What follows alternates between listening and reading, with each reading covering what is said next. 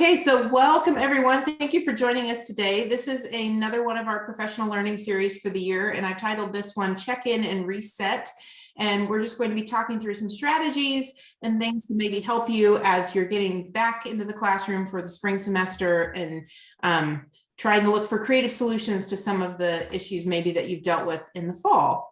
In case you don't know who I am, I'm Elizabeth Mon. I'm the Director of Fine Arts at the Oklahoma State Department of Education. My contact info is there on the screen along with the presentation link, and I'm going to put that in the chat right now so you have access to it. Chat. There we go. And please feel free to access the slides anytime, especially since there are lots of links in here that you might want access to. As I mentioned before, my information is on the screen, and I'm also on social media. You can find me on Instagram, and there is a Facebook OK Fine Arts page that you can go follow. And I try to post things to both of those sites at least daily-ish. And it's usually information that you might want to know about, including things like these meetings. So feel free to give me a follow if you have not quite yet. A little bit about my background before we get going, since I haven't met all of you. I am a former music educator. I mainly taught elementary, but I've taught all grade levels, and I really miss the classroom some days. I do a little bit of adjunct work, so I get to teach big people occasionally. All right, so let's get going. A few things before we get rolling with support for you. A couple things that I just want you to be aware of that we have as resources. The first is curriculum frameworks. We have free resources for you as fine arts educators in dance, drama, theater, music, and visual arts on this framework page. And this bit.ly link here at the bottom will take you to it. When you're exploring this page, you need to scroll down to find your subject area and then click into it to explore the framework and find resources for lesson ideas, different ways to handle situations when students maybe aren't on the standard they need to be, all different kinds of things within this. Now, this resource is not a have to, it is not required. You can use it or not, but if you're a newer teacher or you know a newer teacher who needs a little bit of support and isn't quite sure what to do in the classroom, I think this site is really wonderful. The framework writers that we had, you can see them at the bottom here if you click into those slideshows. They're very experienced, wonderful, expert Oklahoma fine arts teachers, and they did a fabulous job putting this resource together. All of you know, you walk into a fine arts classroom and there is not a textbook, there's not a roadmap, there's usually just an administrator saying, I expect this many performances, or there's an art show at the end of the year, good luck. So this is a kind of support to you as you walk into those situations and try to figure out what to do in your classroom.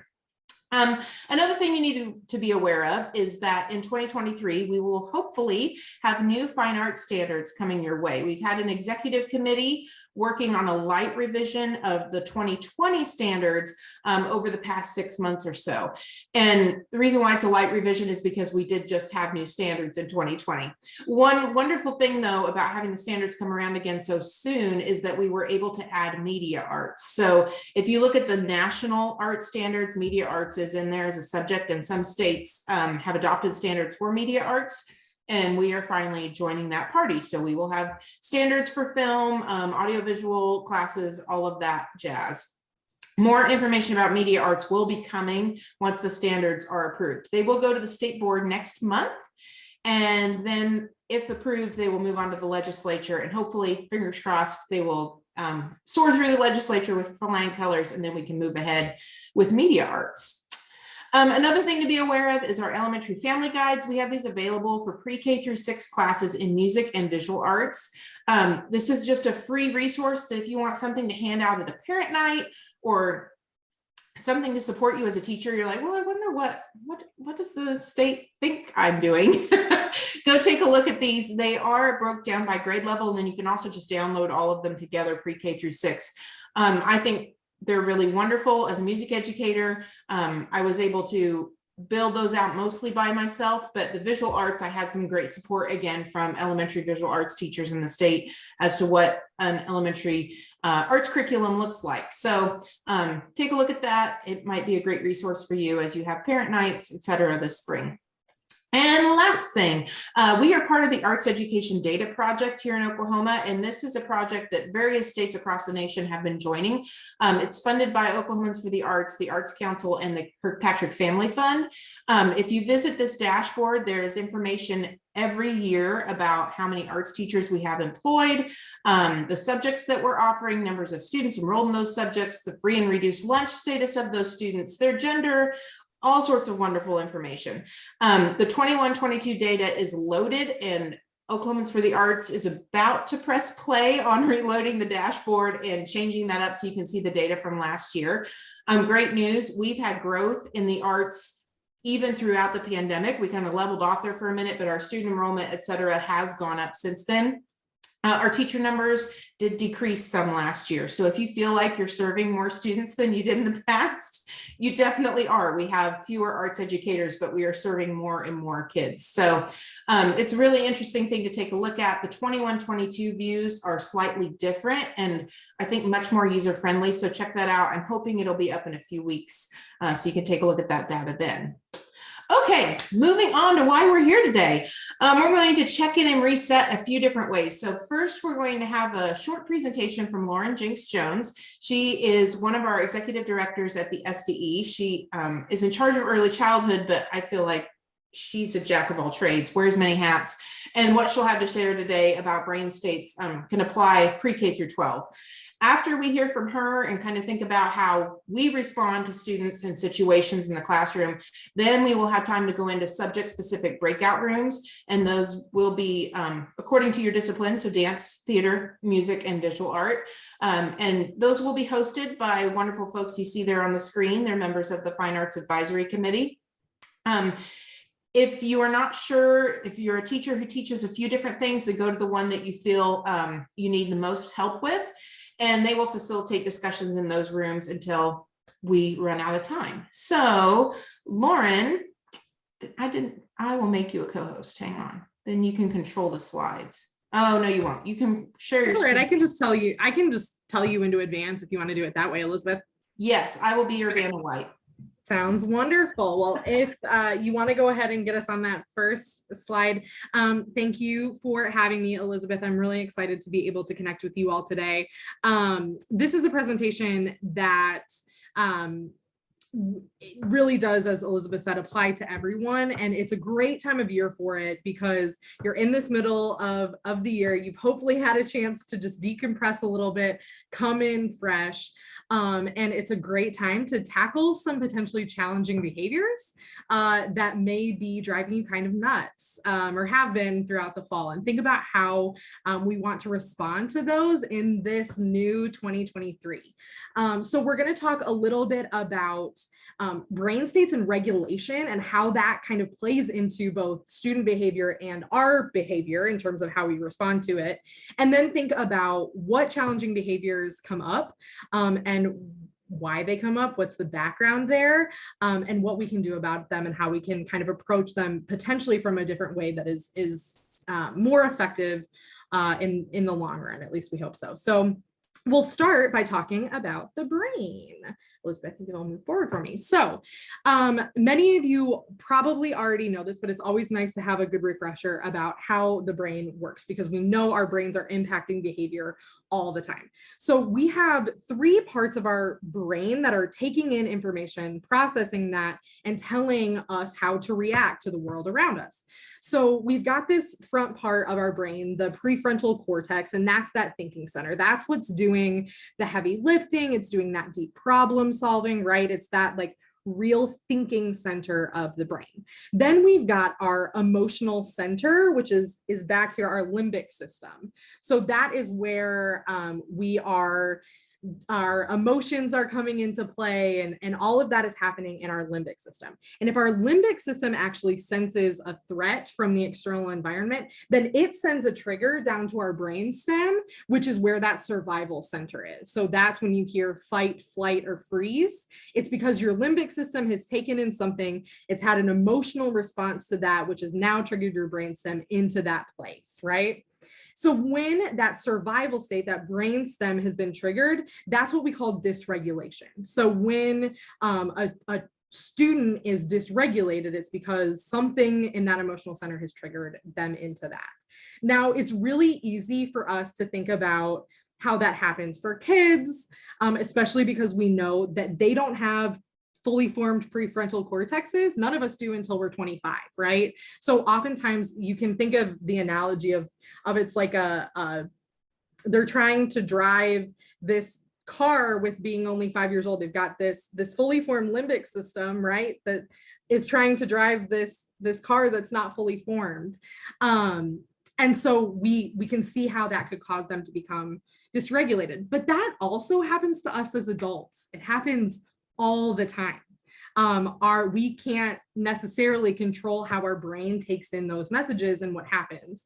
But what we can do is acknowledge when it's happening and think how we want to respond to it and take steps to be able to respond in the way that we want to. So, for example, when my child is screaming at me that they want a snack, right? My emotional limbic system can be triggered and send that brain state or that brainstem into fight, flight, or freeze.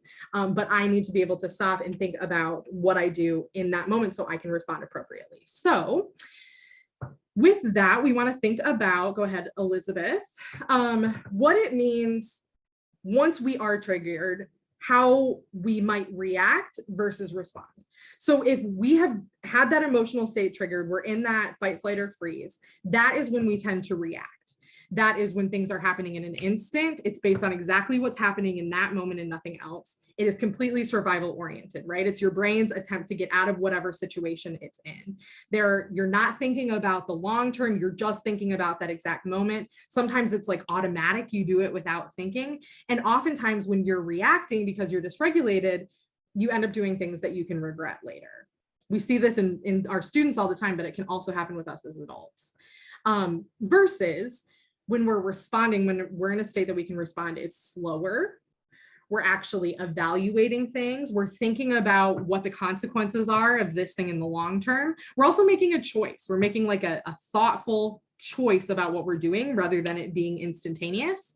It's more aligned with our values because we've had at least just a second to think about it. And it's typically more productive in the long term. So we always want to get ourselves to a place where we can respond versus react, because what we know, Elizabeth, if you'll move us forward, that a dysregulated adult cannot regulate a dysregulated child. So if you've got a student in your class who is losing their mind for whatever reason that day, and they have sent you into a place of dysregulation, until you have gotten yourself into a dysregulated or into a regulated state, you are not going to be able to bring that child back down, which is exactly what needs to happen. That's the only thing that we can focus on when a child is dysregulated, is getting them back to a regulated place. So we have to be able to do it first to be able to facilitate it in them. So to do that, there's a couple of things that we can do in the moment. Dysregulation can happen all the time. It's normal. It's our brain's way of processing the world. Elizabeth, if you'll move us forward. But there's some easy ways to get ourselves back to a regulated place. We're much more able to do this than our students are. But if we can do some of these things and model them, it can be very, very helpful. So as simple as taking a few deep breaths, right? Like sometimes you just need a second to breathe in and breathe out and think about your breathing. Another thing that you can do in your head is using your five senses. Think about something you can see. Think about something you can touch. Think about something you can taste. Think about something you can hear, right? If you tap into all of those senses, it really grounds you in that moment rather than having you in that emotional state in your brain. Taking a drink. Sometimes the simple act of a sensory experience like that can take you out of that place of deregulation and get you back regulated. Even just like a quick shake it out, sometimes you need to kind of just do that where it's like, okay, here we go. I got it, right? That can help. Sometimes you also need to take a break. There is nothing wrong if you are dysregulated, tapping out, getting another adult involved, if that's what you need to get back to a regulated place, is absolutely what you need to do. So there is absolutely nothing wrong with that. The last thing it sometimes can be as simple as saying, I got this. I got this. Just taking a second to know I can handle this. I am the adult. I am not reacting. I am responding, right? All of those things help us as adults get back to a regulated place. Once we are regulated, or to prepare to be regulated, we also want to think about hot button issues. So when we start to talk about hot button issues, these are the things that you can think about that just drive you absolutely nuts in your classroom, right? There may be a specific kid who does one of these things. These may be a whole class behavior, but this is just the stuff that really grinds your gears in your class, right?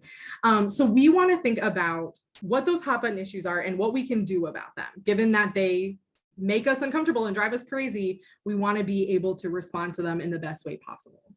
So what we're going to do is talk about think about what the actual issue is for you. And then we're going to talk about why it might be bothering you, what some background on that might be.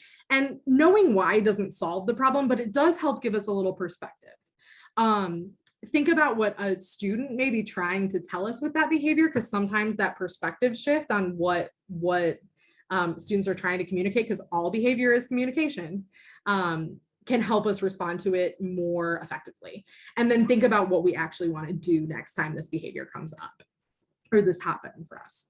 So hot buttons can be, like I said, anything that really drives you crazy. It could be kids are talking constantly. They're not staying in their seats. They're being aggressive towards each other. In my class, one of the big ones was when a kid told me no.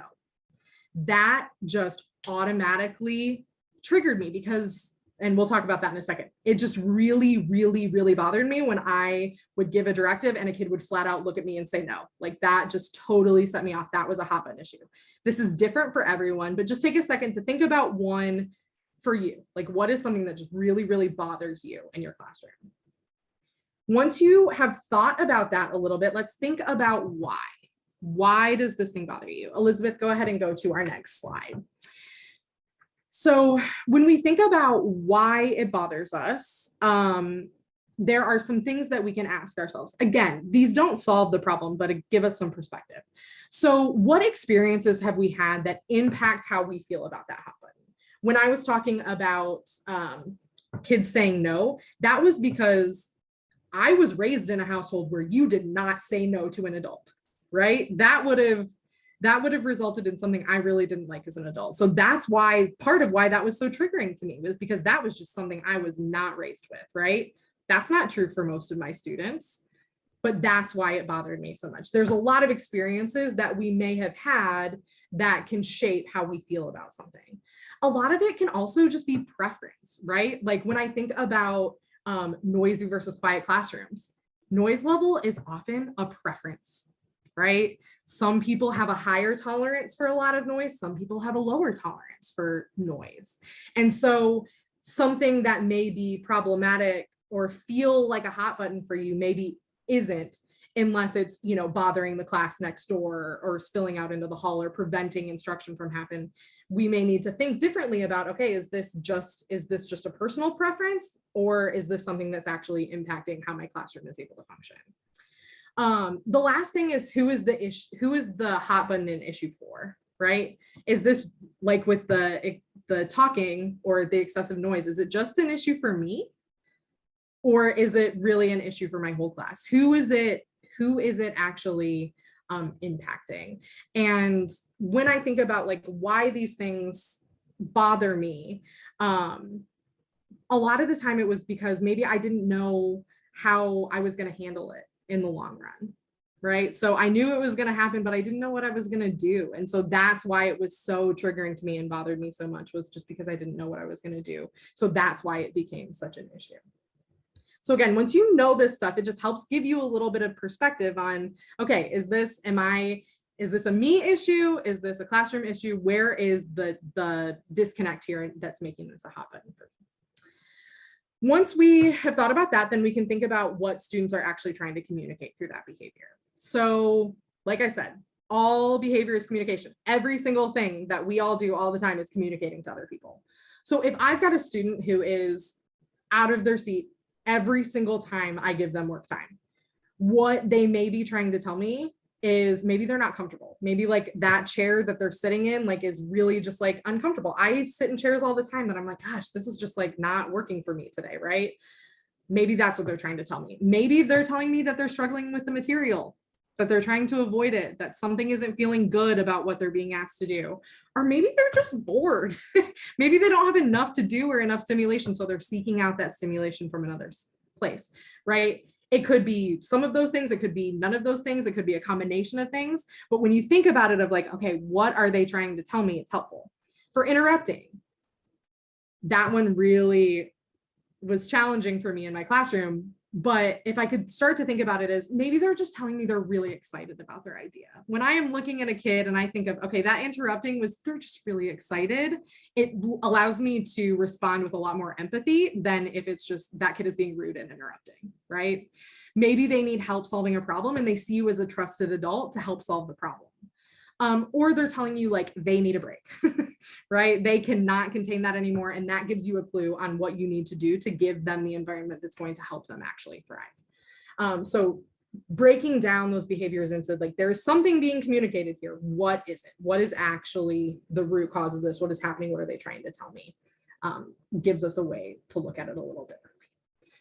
So then again, once we know, we've thought about all of these background things, we're kind of putting the pieces together. We want to start thinking about, okay, I know this is an issue for me. I know why. I know, what kids may be trying to tell me related to this. What am I going to do next time?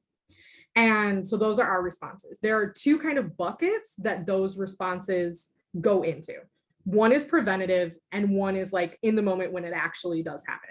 So preventative, there's a couple of things we can do. First of all, we may need to teach a skill, right? If it is related to raising your hand so you're not interrupting, that is a mini lesson that I can do. I can pull out some puppets and have kids role play, or for older kids, you can just like have a frank conversation about what a workplace looks like and how that wouldn't be appropriate in a workplace, right?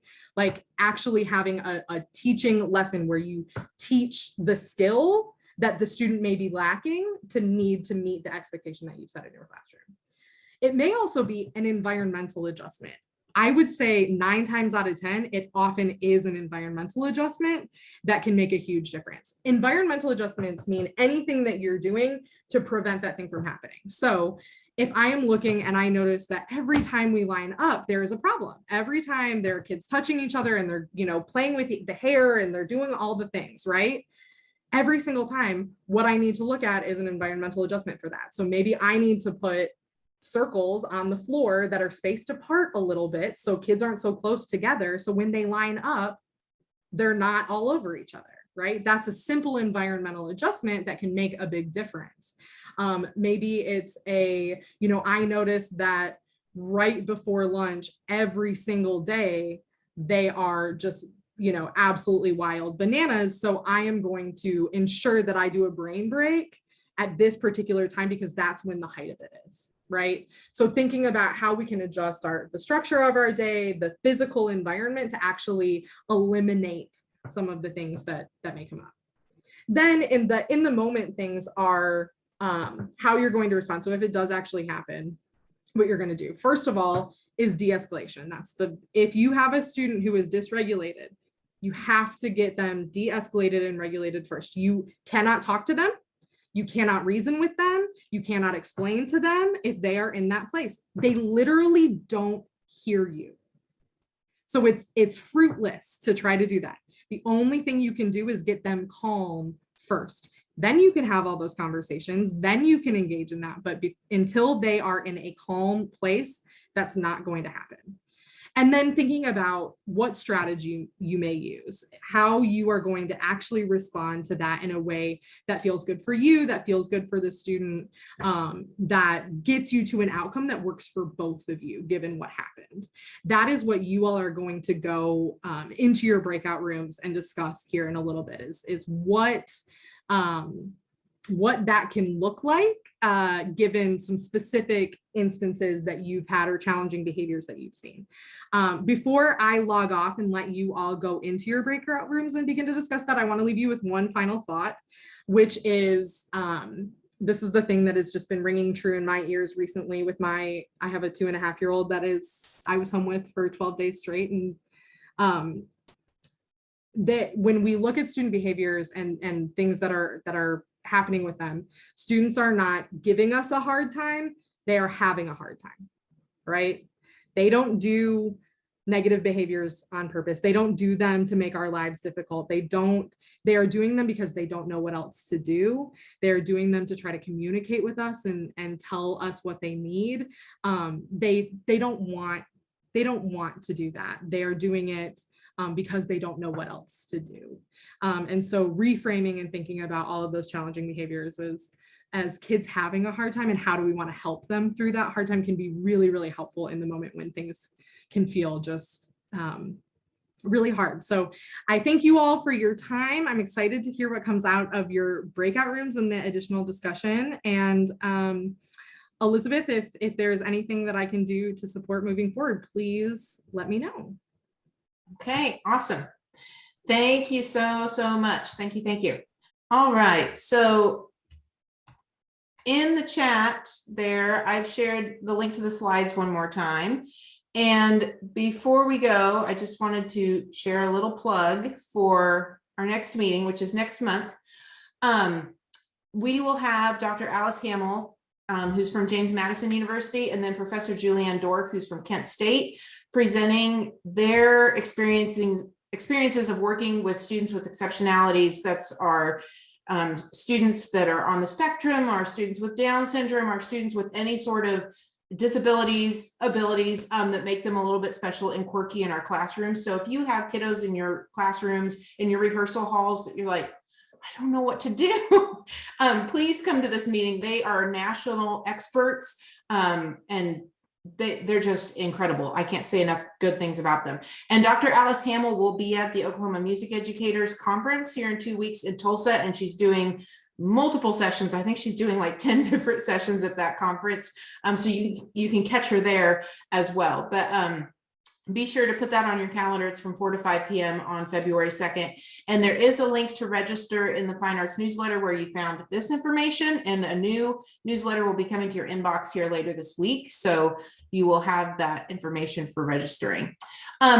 If you have any questions or you feel like you got a little bit of help here, but you need more help, feel free to reach out and email me and I can get you in contact with folks. I see Morgan put her email address in the chat. So visual art folks, you can email her. If anyone else, if you're looking for a mentor or you just need someone in your 30-mile-ish area who knows what you're going through and you just need a buddy, I can certainly try to help you find someone. And I know our folks in our professional organizations would love to support you too. So reach out to me if you have any questions. We want you to be able to hang in there and get to the end of the school year and work with our students. As I mentioned before, we have more and more kids taking arts classes, but we have fewer teachers. So you all are key to having arts education in Oklahoma. We have to have educators to have arts education. So thank you all so much for coming. Please reach out anytime if you have questions. This recording and the slides will be available afterwards, probably about a week or two. So look for those if you have colleagues who missed out today. Anyhow, thank you so much. Have a great start to the school year, and hopefully I'll see you in February. Bye, everyone.